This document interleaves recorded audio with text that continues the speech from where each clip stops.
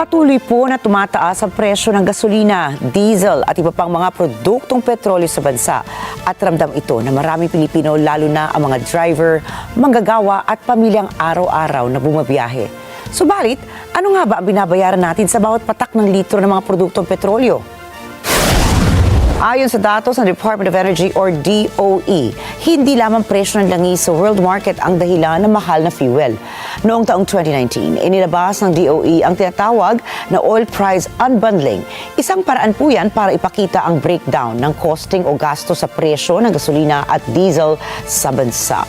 Sa isang litro ng gasolina, ganito ang karaniwang breakdown. 24% ang napupunta sa import cost o ang pagbili naman ng langis mula sa ibang bansa. 18% naman po ang industry margin, yan po ang kita ng oil companies. 8% ang para sa ethanol na hinahalo sa gasolina at ang pinakamalaking bahagi, 29% na buwis ng gobyerno kabilang ang excise tax and value-added tax o VAT. Ibig pong sabihin yan, halos 1/3 ng presyo ng gasolina ang napupunta sa buwis. Sa diesel na karaniwang ginagamit ng mga bus, truck at jeep, mas malaki ang bahagi ng import cost. Ganito naman po ang breakdown. 59% ang import cost, 12% ang industry margin, 7% ang coconut methyl ester o CME na hinahalo sa diesel at 22% ang napupunta sa buwis. Dahil po dito, kapag tumaas ang presyo ng langis sa pandaigdigang merkado, kaagad ding nararamdaman ang epekto sa mga gasolinahan sa Pilipinas. Dahil sa patuloy na pagsirit pataas ng presyo ng langis, tinatalakay ngayon sa House of Representatives ang posibilidad na pansamantalang suspindihin o alisin na ang excise tax sa langis.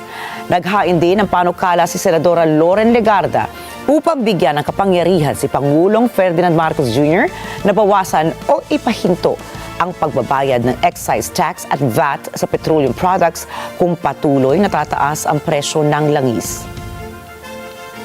Layunin ng panukalang mabawasan ang gasto sa mga pamilyang Pilipino, mga magsasaka, mangingisda at public utility drivers. Pero may babala po ang ilang mambabatas. Ayon kay Vice Chair of Senate Committee on Energy Senator Sherwin Gatchalian, malaki ang mawawala sa kita ng gobyerno kapag tinanggal ang buwis sa langis.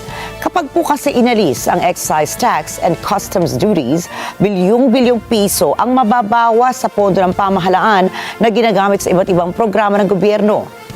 Samantala, sinabi ng DOE na may sapat pang supply ng langis ang bansa sa ngayon. Ayon po sa ahensya, tinatayang may 57 araw na oil supply ang Pilipinas na pwede tumagal hanggang Abril ng taong ito. Pero naghahanda na po ang gobyerno sa posibleng problema sa supply dahil sa patuloy na kaguluhan sa gitnang silangan.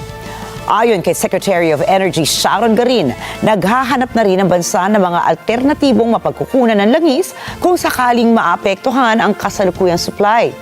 Subalit, aminado ang DOE na mas mahal ang langis mula sa alternative sources. Sa huli po, malinaw ang isang bagay. Hindi lang presyo ng langis sa world market ang nagpapamahal sa gasolina.